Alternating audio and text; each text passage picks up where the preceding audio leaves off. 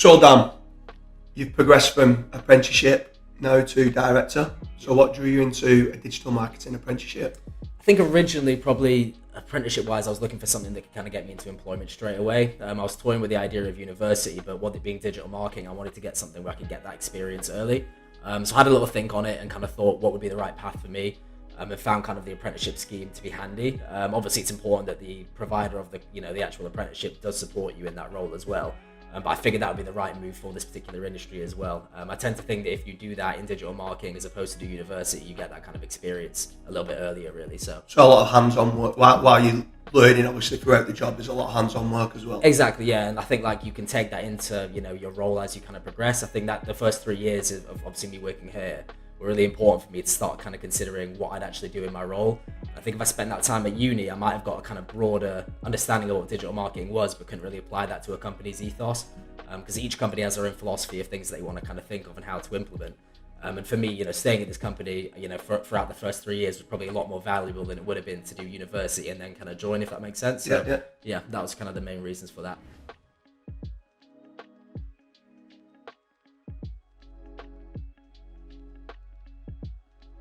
So how have you found the journey from apprenticeship to director?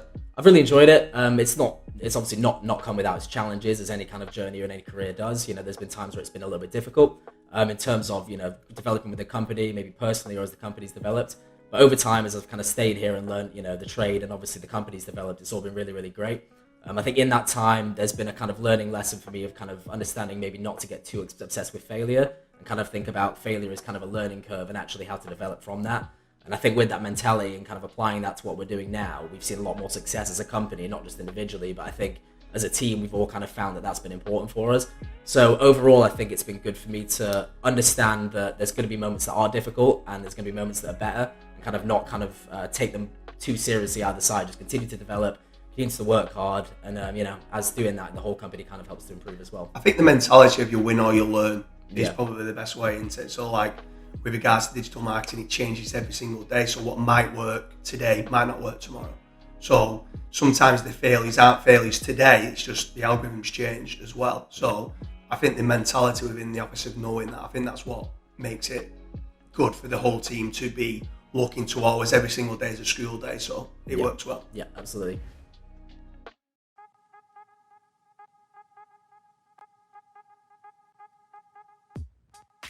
So Dan, how important do you think your employer has been in your own personal development? Yeah, I think that's massive. I think especially with any kind of apprenticeship, but particularly with digital marketing, I think having an employer that's willing to train their employees and actually help them to develop within the company is really great. I was fortunate enough to come into a growing company, so a company that's actually looking to improve and grow as kind of I was looking to do the same thing. So the marriage was kind of there at the start. And as the company started to understand more about digital marketing, I did as well. So I felt like I could implement certain things and the company was teaching me certain things. But obviously from a managerial point of view, it's important to have a manager that actually really cared. I think there's a lot of times where people start apprenticeships and they have managers that are kind of selfish or doing it for their own reasons and not really thinking about either the long-term growth of the company, but probably more importantly, the long-term growth of the actual person in the role. So I think both of those things for me were really imperative. And I think really important for anyone looking for an apprenticeship really is to make sure that there's a good marriage between you and what the company actually want as well.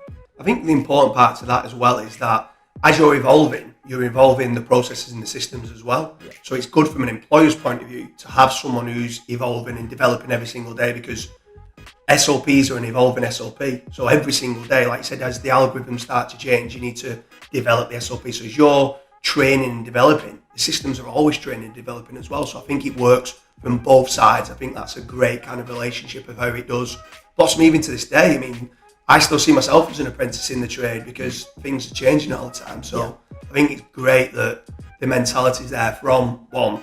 The team are always looking to train each other up, but also then the people who are starting out are looking to train, but also the managers are looking to train as well. Yeah, I think it's that willingness to learn and willingness to change systems and not be too kind of emotionally invested in the things that may go wrong or may not have worked as you wanted them to do. I think there's been certain times in my role, particularly where there's been certain things that I've done where I've kind of probably been too emotionally involved in it, and looking back, you'd prefer to be like, right, that's not worked, I've tried it, I've done my best, what can I do to maybe implement something that will work better? And then obviously the more you have that mentality, the more things tend to work anyway. So I think across the whole board, across the team, that's definitely something that's good about our company, 100%.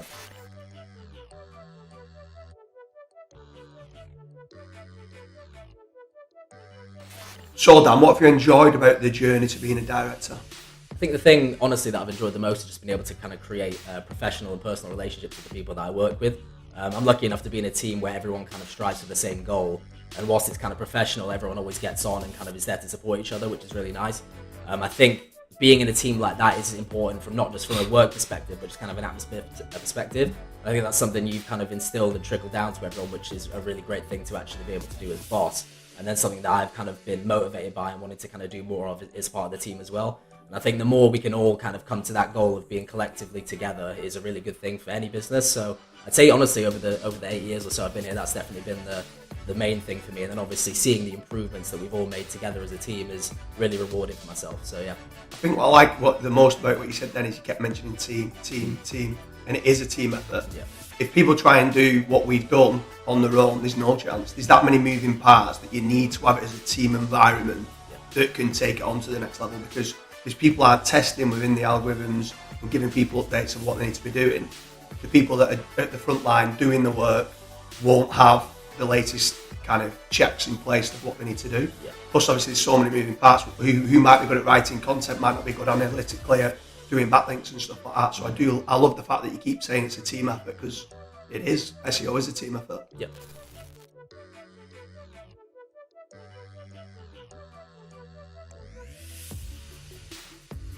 So we spoke about what you've enjoyed, but what have you actually found the most difficult when on your journey to becoming a director? I'd say probably the most difficult thing I've found in certain periods of my career, it's definitely not been something kind of across the whole lifespan of it. Certain moments where I've probably been overly emotional about certain things that have happened, where I've maybe not been able to balance off how I felt about kind of certain things that haven't gone right, whether that's kind of in the business or even sometimes personally. I think there's been moments in my life where I've had times where I've had to kind of, look at myself in the mirror and say, look, if things are happening that maybe haven't quite worked out or have worked out well, either way, I need to kind of not be in that extreme and sit somewhere in the middle and try and be a bit more objective. So whilst they're not regrets, they're definitely things that I did find more difficult in my younger years, and kind of through learning and through experience, I've realized that any kind of business, anything that you're doing, whether you're trying to strive to be better or improve the company or whatever it might be, you need to be able to kind of take things on the chin a little bit and be like, look, I've tried it, it's not quite worked out. It's obviously similar to what I alluded to earlier, but more so kind of maybe being a little bit less emotional in certain moments and kind of being a bit more objective about certain things. Yeah, I mean, on that is when you are creating the SOPs, for example, when you've gone and create an in-depth SOP that's worked for so long, and then we pretty much scrap it, and you're like, it took me months and months to make that SOP, and it's like, it doesn't work any longer. And you're like, you become emotionally attached to that, and it's hard to let go at times, and sometimes you have to let go as it's moving.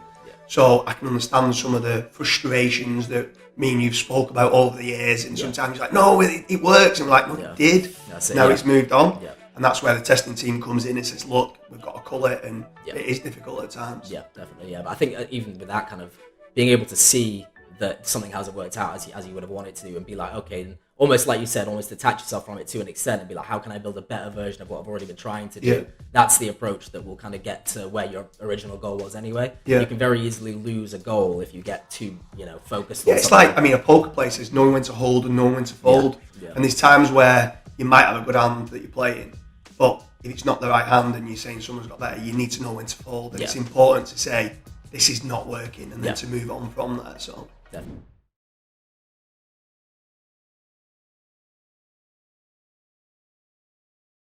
So, from being apprenticeship, how has your role changed to now being a director? It's changed a lot. Obviously, from an apprenticeship kind of standpoint, when any apprentice is kind of starting in a company, you're learning kind of the ethos and the philosophy of the company and what they're actually doing as a company and kind of the way they operate in certain segments. So whether in our case it's digital marketing, in other case it might be finance, whatever it might be. You're kind of picking up the trade as you would do at uni, really. You're learning a new topic and kind of getting it in depth. I'd say once you come out with the apprenticeship, at least for me, you should really have a good understanding of what the company is and what they do, as long as they've trained you well. So that's kind of when you're finding your feet. I think for me personally, I had kind of a lot of experience doing off-page stuff. And like we just spoke about in the last question, kind of there were certain things with that weren't quite working out. And as the company was developing and building, kind of, there was elements of things that were happening that weren't quite working the way we wanted it to, sorry. And then as kind of that developed, my role changed and the company changed and it all kind of came into place. So I think with that, and being any apprentice, if you're looking to stay on at a company for a while, you have to realize there's going to be periods of time where things are kind of a little bit more difficult than others, especially as a company is growing.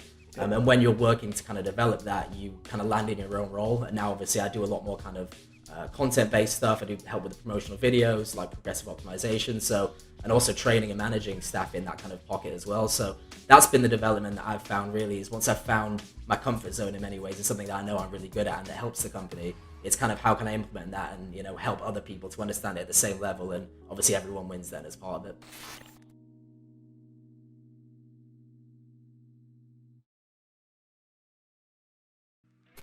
So what would your advice be to someone looking at apprenticeships now or looking maybe to go to university? What advice would you give that person? I think first and foremost, it's obviously choosing the right industry. That's the case for anyone really who's looking to do an apprenticeship. It's the same for uni as well. If you're looking to do uni or be an apprentice, you really want to make sure you're doing the right thing for you and making sure that that's kind of what you want to do in the first place. But almost as important as that is making sure your employer kind of cares about you and wants you to kind of succeed and wants you to grow within the company. I think there has to be a long-term goal of what your role could be, even if you don't know exactly what it would be at the time. I think your employer, if they have that long-term goal with you and they want you to improve like that, that's the kind of person you want to work for. That's the kind of company you want to work for, someone that really cares. And then understanding that you have to put in the same level of effort yourself. It can't be a one-way street where the company's giving you everything and you're not even attempting to, you know, push it forward. If you have that kind of love and care from a company, you need to show it back and show you're ambitious and try your best to learn and be willing to fail. And it's definitely a two-way street in that sense. But so on that, on the question of, let's say, for digital marketing as an example, yeah. Is there a reason why you would probably go to the apprenticeship route in digital marketing and university? Yeah, definitely. I think it's one of those roles, and there's probably not many that are like this, but it's one of those roles where it's so much better to just get on the job and start learning it. And particularly at certain companies, because everyone does it differently. There's certain companies that will be more PPC focused, for example, some that are more kind of, just purely SEO focused and organic ranking, and they all do it in different ways. There's all sorts of different techniques that other people are doing and that you're learning from. We know here we work with so many different people who help us to come up with different ideas and vice versa. So I think it's one of those where it's so much better to be within the experts in the industry, learning it on the job, as opposed to learning probably an outdated version of it that uni are kind of pushing of, a generalized version of digital marketing. I don't think that really can then be that applicable when you go to another company, in my opinion. So I think probably much better to... Yeah, and I can completely agree. If someone wrote the university kind of course today, and it's the most recent up-to-date course that there is, which it won't be, let's say it was, that by the time you've completed it in 3 years' time, it's 3 years out of date as a minimum now. Absolutely. And that's if it's absolutely up to date, where majority of the courses or the majority of online stuff that you learn is years out of date already. So you could be learning stuff that's 7-8 years out of date. So in digital apprenticeships, I genuinely feel, like you said, you learn on the job. Every single week we're adapting SOPs. So how can you learn something 2-3 years ago at university and think that it still applies in today's market? Yeah, I mean, if you look at our company 3 years ago, what the practices that we were doing, they might have worked then, but as the whole thing evolves, you have to move with the times. And like you said, they're probably teaching the same course really with slight adaptations each year. So what more can you pick up from that as opposed to actually being on the job and learning it? So as a digital marketing apprentice, I think it's definitely the way to go.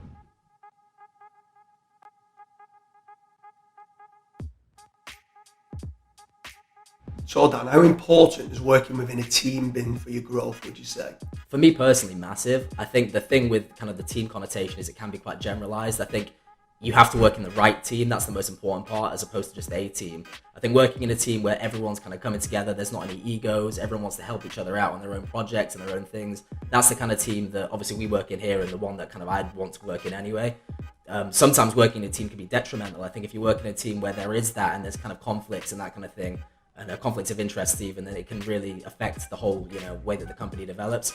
So I think for me personally, it's been amazing, but I think for anyone else that's working in a team, it's understanding that almost team growth is just as important, it's sometimes more important than personal growth. I think as a team grows, everyone finds their own pockets and are willing to teach each other different things. And for me, it's been massive in that sense. But obviously, like I said, it's being in the correct team for you that's important. Yeah, I definitely agree. I think the whole team mentality is making certain that right from the bottom all the way to the top, if there is that kind of mentality, or you almost flatten it as being, we're all in it together, we're all mucking in together, we're all trying to help each other out, because people have personal problems that sometimes they bring into the work, and sometimes you need to help them out to get through that, which then evolves the whole business and stuff like that. So the whole mindset of teamwork makes the dream work, as they say. So it's very important, I feel. Yep.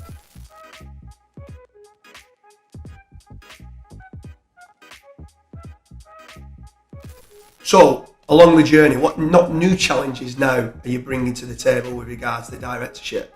I think probably now my biggest challenge, or at least something that's kind of newer to me, is kind of making sure that the systems and processes that I actually am implementing are kind of as clear as possible for other staff. Obviously, as we're kind of expanding as a company, we're bringing in new staff. It's really important that their systems are clearer than mine, for example, and not saying mine weren't clear, but if you can keep improving that along the way and then they teach people in a clearer way, then everything just kind of grows in that manner. I think having new staff that have joined with us, kind of being exposed to brand new things and quite a heavy topic really of digital marketing where there's a lot that we're doing, it's important that that's simplified as much as possible and that the systems are very kind of step by step so they can work through everything. It's all really clear and that there's no real gaps in kind of what we're doing and everything's kind of, watertight really. That's probably the biggest thing for me in terms of a challenge, because I think a lot of the stuff that I'm doing personally is building to kind of get to that level, and then once you're actually putting that out to other staff, it's making sure that you're happy enough with how clear the processes are for them to implement.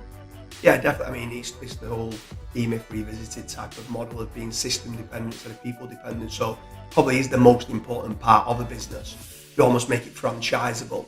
So as you're building one site and you're going to the next site, you've got them systems in place. You know, from buying the domain to hosting the domain to the building of the site, or if it's an existing site, doing the technical SEO side of things, doing the content briefs, doing the content, the internal linking, the backlinks, everything all around the images, the videos, social media, every single part of it.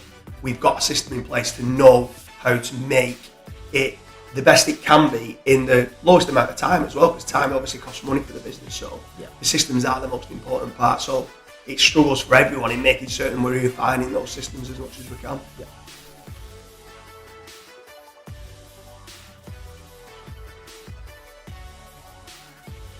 Is there anything you wish you could tell your former self during your career path? I don't think I'd take anything back in the sense that I think all the growth was there for a reason, and I'm really happy to, not to sound too cliche, but I'm happy with how things have gone and everything. But in terms of what I would probably do to kind of tell myself something that would probably improve kind of my growth and stuff, would probably be to, not kind of ride the highs and lows too high. So if something does work, not think I'm on top of the world with it, and if something doesn't, think I've wasted all this time, I'm useless, etc. And kind of understand that process more. I think being quite an emotional person, it was being able to balance that out and almost make myself more objective and still kind of be in touch with my emotions in work anyway, in terms of the work that I'm doing and kind of what kind of impact that does have. So I think that's probably it really, is making sure that if I was younger, I'd probably say to myself, look, like, this has happened, it's not quite worked out, or this has happened, it has worked out, but let's move on to the next thing. Let's move on to the next thing that's going to improve things and not sit and dwell on things so much. I think that may be... I think also in digital marketing is that if you did try and sell your former self something 5 years ago, what you might have done 5 years ago worked at that present time. Yeah. So what you tell them now might not have worked back then anyway. Yeah. So in digital marketing, sometimes in other industries, it's easy for you to turn around and say, I wish I'd told myself X, Y, and Z and I'd known that earlier. Yeah. Where in digital marketing, it's hard because it does evolve, it does change. Yeah. It's probably a daft question to ask in the digital marketing industry. Because, like you said, you need to always be ever evolving. And I think that's where we probably should put an end to the interview, because the whole ethos and mentality of every day is a school day and us always looking to look forward and improve on what we're doing, we always need to keep that mentality, even today. Yeah. So even though you are a director now, if you still have the mindset of I'm in the trenches looking to learn, and all the rest of the staff are in the trenches looking to learn day in, day out, that's where we're always going to continue to be ahead of the game. Yeah, completely agree. It's being able to bounce back, that's why we're at the position we're at now, and why we'll still have a lot of room to improve as well. It's never finished, is it? We always have to keep going and keep improving, and yeah, that's the way to do it. Yeah, cool. Good speaking. Brilliant, mate. Yeah, decent. Cheers. Yeah, back to it. Cheers.